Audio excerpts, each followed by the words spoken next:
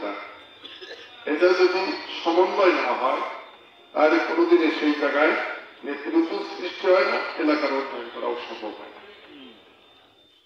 যাই হোক, এইবার মাননীয় প্রধানমন্ত্রীর কাছে আমরা গেছিলাম, উনি আমাদের পীরগঞ্জের বধূ, এরা যা দেখি যে একটা অন্য কারণে ওরা একটু কথা বলতো, আমাদের স্পিকারও না বলে গেলেও কিন্তু মাইন্ড সমস্যা তো আরেক থেকে তাকে কায়দা করে স্পিকার মহাজক বলছিলেন যে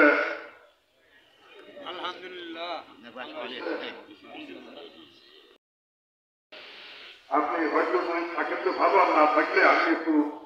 মাননীয় প্রধানমন্ত্রীর সঙ্গে দেখা করবো, অসুবিধা নেই, আমি থাকলেও অসুবিধা নেই, না থাকলেও অসুবিধা নেই, আপনি দেখা করবেন, আপনি তো সব জায়গায় যাই হোক গিয়েছিলাম। তো যাওয়ার সময় কেমন করে টের পাইছে তার আসছে বকুল, ছিলেন তো বকুল, সবাই ছিলেন না, লম্বা আর তার নাকি সম্পর্কে নাকি, কিন্তু ওরা থেকে তোর কেটুর দাঁড়া বসে আছে এক পাশে, তা ওটা তো প্রধানমন্ত্রীর সঙ্গে দেখা করতে গেলে আগে থেকে নামের তালিকা আসবে, যে কয়টা তালিকা আসবে সেই ব্যক্তি ছাড়া ওরা প্রধানমন্ত্রী বসে। এটাই হোক, তালিকার নাম আসছে, আগে বলে রাখছিলাম, ওরাও বলবে যে না, ওরাও বলব। তো কথা প্রসঙ্গে আমি ধারণা করছিলাম যে ভোট কেন্দ্রে নেওয়ার আগে ভোট দিতে হবে, এবং সেই হিসাবে ঠিক আছে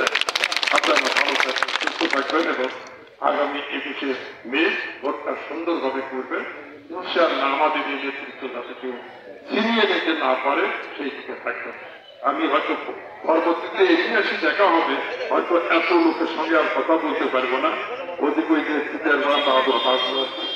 সব জায়গাতে আমাদের লোক আছে, সব জায়গাতেই লোক আছে, সব জায়গাতেই আপনার নেতৃত্ব সৃষ্টি করবেন,